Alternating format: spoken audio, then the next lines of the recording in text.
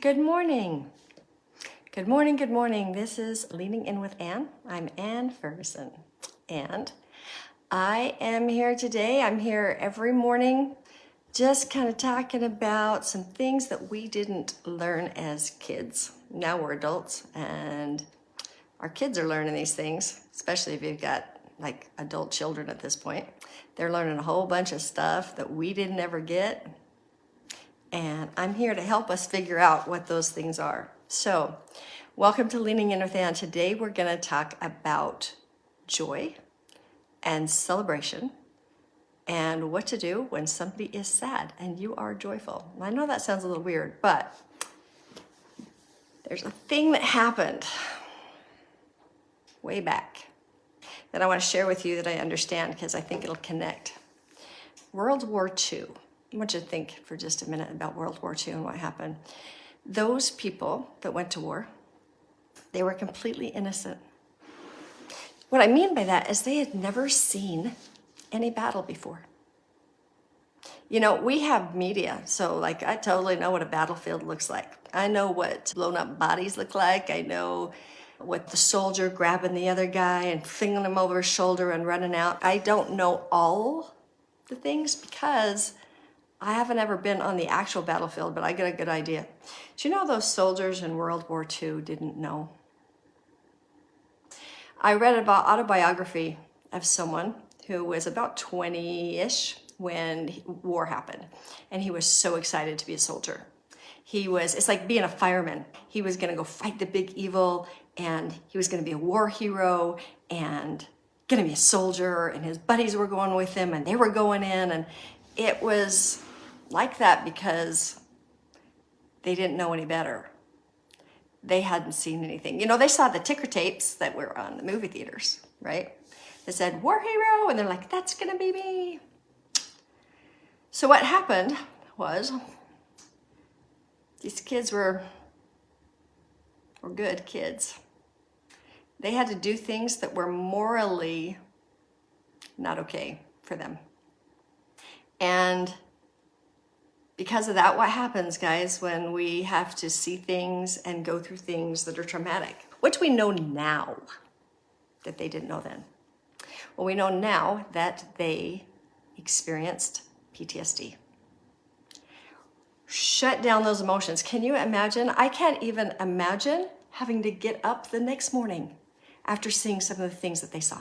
They had to stop awareness of all emotion just to survive, okay? There's another thing that happened, and that is there was this trust of authority, right? If you obey your commanding officer flawlessly, no questions asked, you make it home. Okay, we're gonna put this all together in a second. Here's another thing. You got a guy on the battlefield, nobody left behind. Even if you're scot-free, man, you run back and you grab him and you take him out. Not bad things, all very noble and good things. Every last one of them. However, when they weren't in battle and the war was over, these are my grandparents, right? They stayed like that. So World War II vets, you can't get them to talk about what they experienced or what they saw. They do that for the protection of their families because it was so horrific. They're not gonna share. And I don't care what you think. I am the authority. You follow me. You don't ask questions. That's a good soldier. That's obedient. Obedience matters, right? Ooh, yeah, that's how my dad taught us. And then this other idea, nobody left behind. So let's talk about that for just a minute. In my childhood, if anybody was sad, hurting, upset, depressed, it was my job to go in and make sure that they were okay, even as a kid. Now, is it wrong? No, and yes. There was a whole nation that became victims, even though they didn't feel like they were victims because they had their strength, and they tried to teach us not to be victims. Don't feel, do what I say, and help everybody else. It's not about you. It's never about you. Then what happened? Oh, guys, the me generation happened in the 1980s, and I was a part of that. That's when we started to say, yeah, you know, duty and honor, it's not really working for me. We started to do what we wanted to do because it made us happy. And things started to change. It wasn't about upholding the family name anymore. It was about fixing the dysfunction. So I remember back in, I'm going to say it was 89, 90. No, 88, 89, something where Codependent No More came out. And I found out how enmeshed I was with my parents and their emotions. And I had my first baby in 91, and then another one in 92. And I was 22, 23. I hadn't actually learned a whole lot. I learned a lot more than what my parents knew. But I continued in some pretty not so great patterns that are residuals from the war. So one of those things was, if I'm happy and I come in the door bouncing and someone's sad, I've got to squash that happiness and I've got to come in with, oh, what's wrong? You're so sad. I'm going to stand with you. Okay? That's not a bad thing unless that is all that you ever do. If there's anybody in the house that was sad, upset, mad, angry, or the potential to be so, do not run around in your happiness. Did any of you ever have this or do this? Because I did this. Stop all that ruckus. You guys, this is inside house. Stop it. And all they were doing was giggling, laughing, and having a lot of fun. That's like joy squashing, right? There's joy squashing when you believe that if you're happy and you have something to celebrate, that someone else is not able to celebrate that. And that you're going to make them feel bad. This was a big, big, big deal for me. So I danced with a ballet company when I was in my, 8 on. And I would audition and get in. Well, one year, me and my sister auditioned at the same time, and she got cut. And I made it, and it was a part that I had been wanting for so long. And immediately I felt ashamed that I got that part because my sister wasn't going to, and she was going to be sad, and I had been very conditioned to know what to do in that case, and that is to be sad and to come down and feel very sad and not celebrate. Like, it's okay, we don't even have to go out to dinner. I'm fine. I just feel so bad. Do you know what? I learned not to celebrate me. Okay, so we're going to back this out just a little bit. It is totally okay. I know, it sounds weird that we have to say this. It is okay for you to be happy when someone else is sad. Like, it's totally okay. You're not pushing it in their face. You're not telling people that you're better than them. You don't have to hide your success. I want you to consider for just a minute. Do you know that Jesus Christ never actually denied his power, his confidence? And he was the most humble, and he was the most empathetic. And he was happy, and he celebrated. He celebrated. So in this mentoring skill, if you will, there's something called the Mentor's Creed. It is such a great guidebook, if you will, for parenting.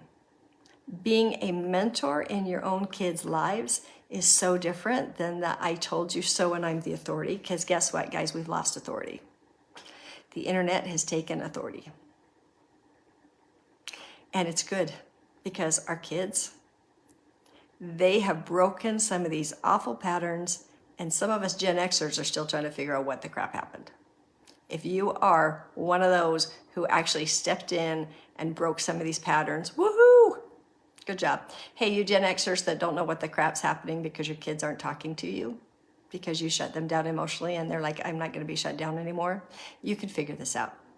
Yeah, we can learn how to be emotionally available in the way that they want us and need us to. Okay, so now celebrate with someone their good stuff without this sacrificing your own stuff and being the martyr so that you can celebrate somebody else? What if you are feeling bad and someone else is having a great time? Is it okay to just step in for a minute and go, oh my gosh, I am so happy for you. Really actually feel happy even though things are still bad. It's possible, and it's really emotionally mature. So let me help you out here. There was a woman who was at church.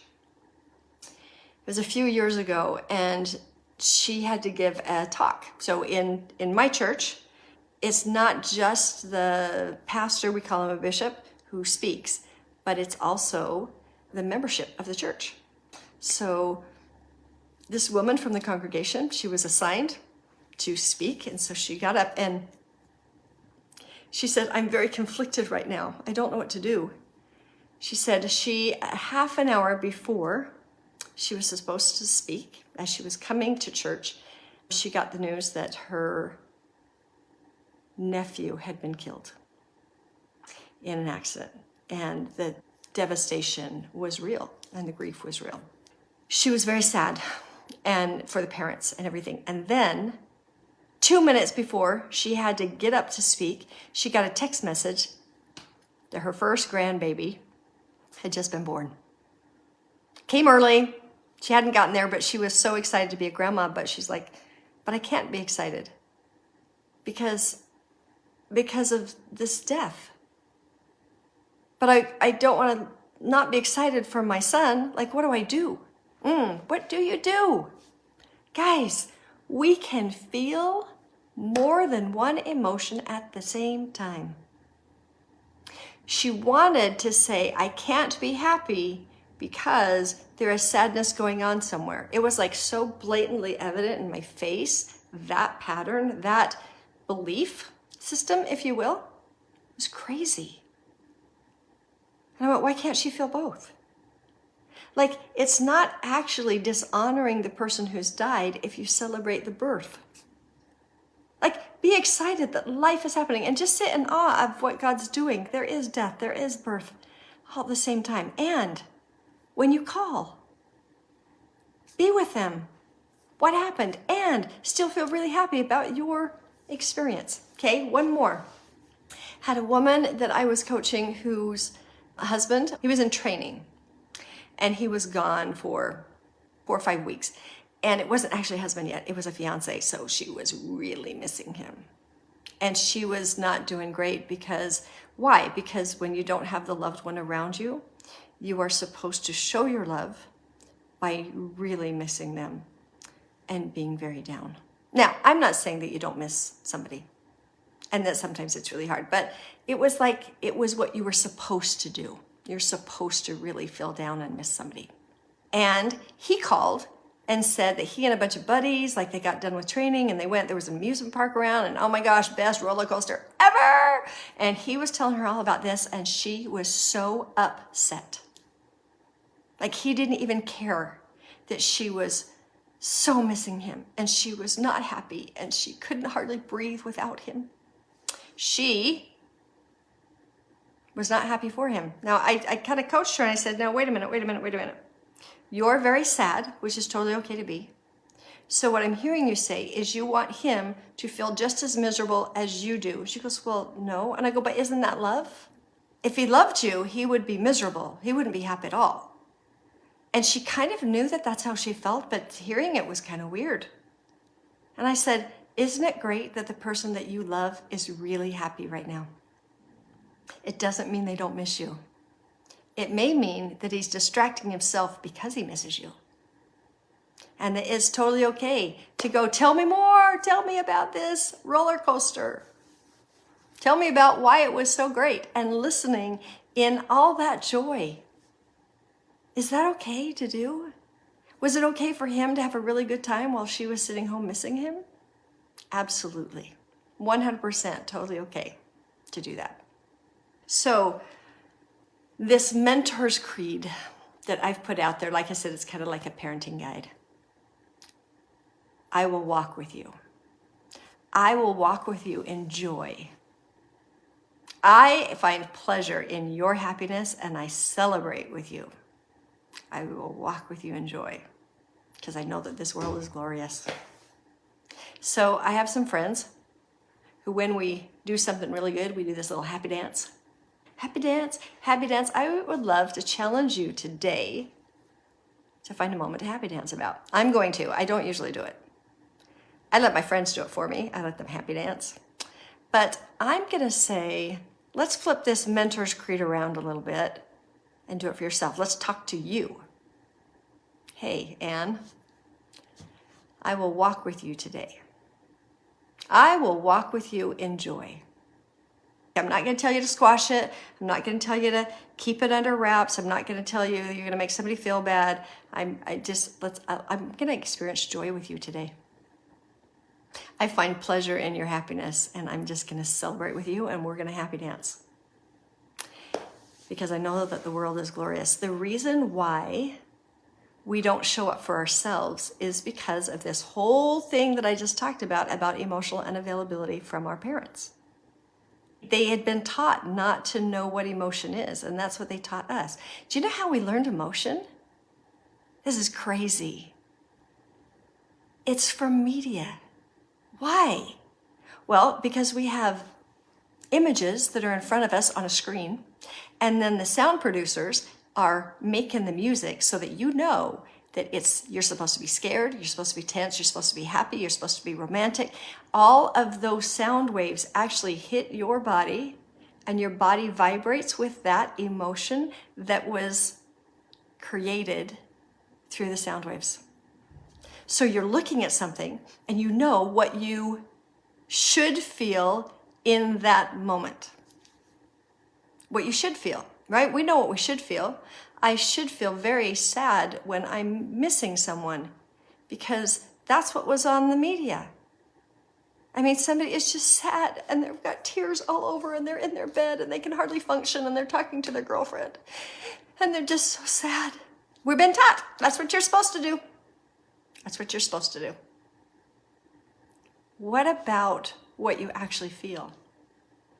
Is it okay to be actually really happy and having fun when you're not with your loved one and you should be missing them? Is it okay to just be happy? It's totally okay to just be happy. Crazy, right?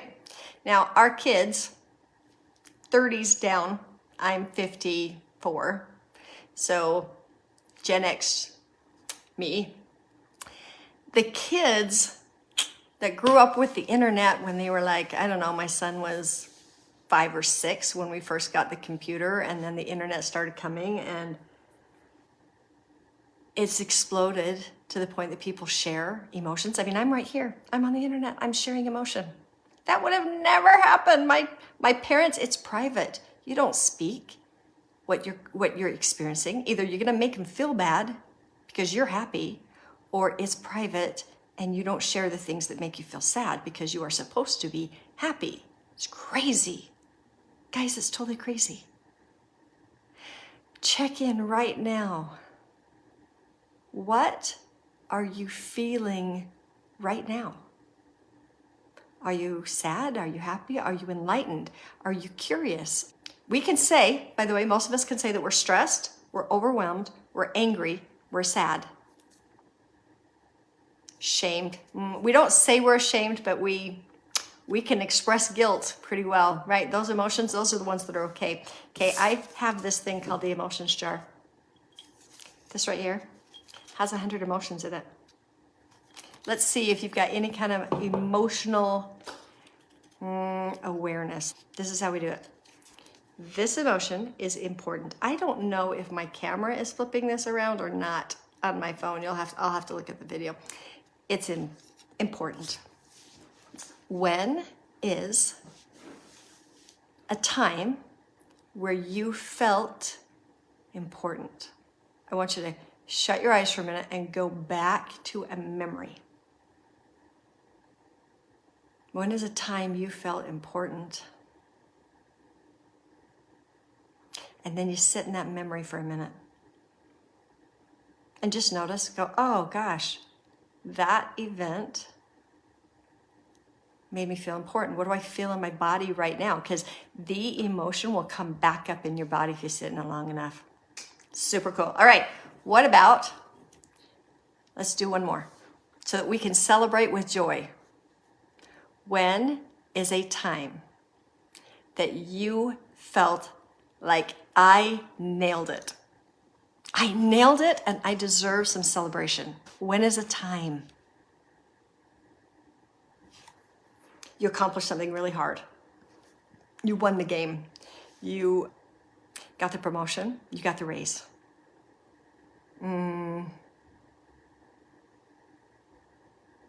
Somebody patted you on the back about something. Let's just sit for just a minute in celebration. Because if you can't experience joy for yourself and celebrate it, you don't have empathy and you can't do it with your loved ones. You can do what joy looks like. I want you to sit in that celebration moment for just a minute, see if you can find it. It's really hard for me, but I have a big, big moment. I want you to consider this for a minute. My daughter, she gave me one of the most important lessons of my life when she was 6. I came upstairs. I had been struggling with depression. There were really nasty things going on in my home, and I was on survival mode. I could get up, I could get kids dressed, I could get them off to school. I walked around like a zombie.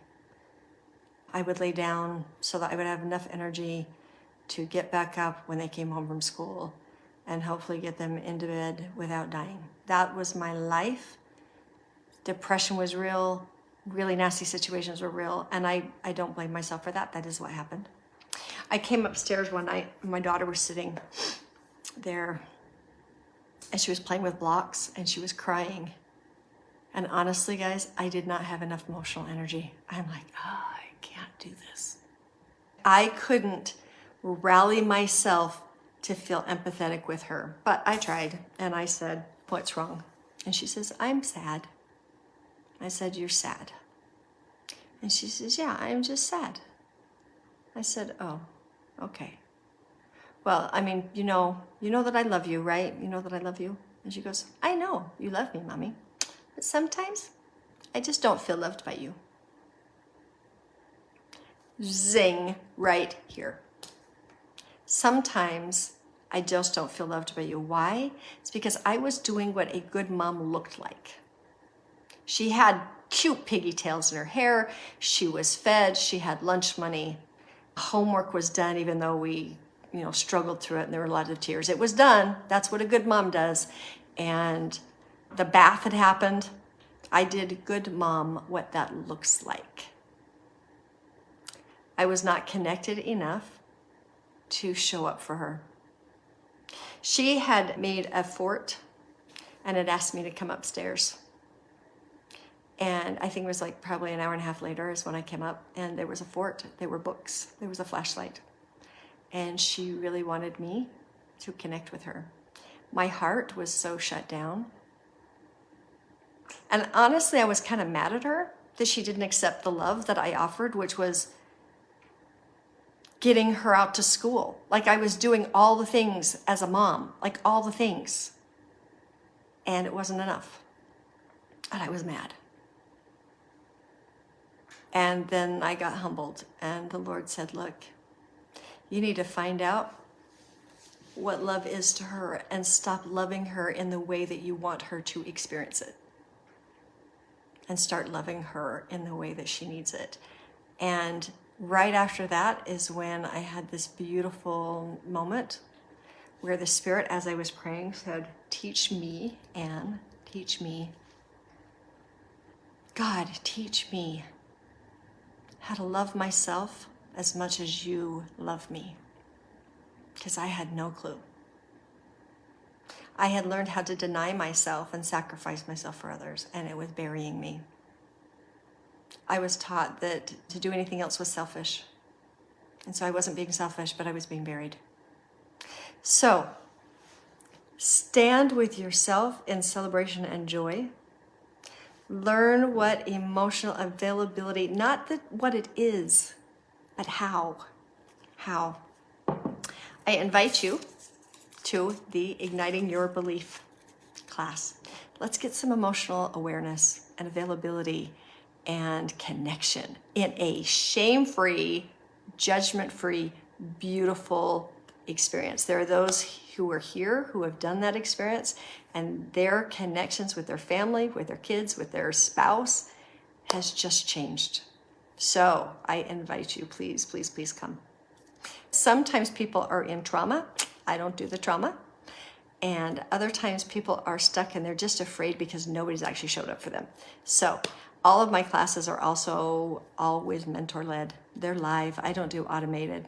I found out that only 4% of automated classes are actually completed.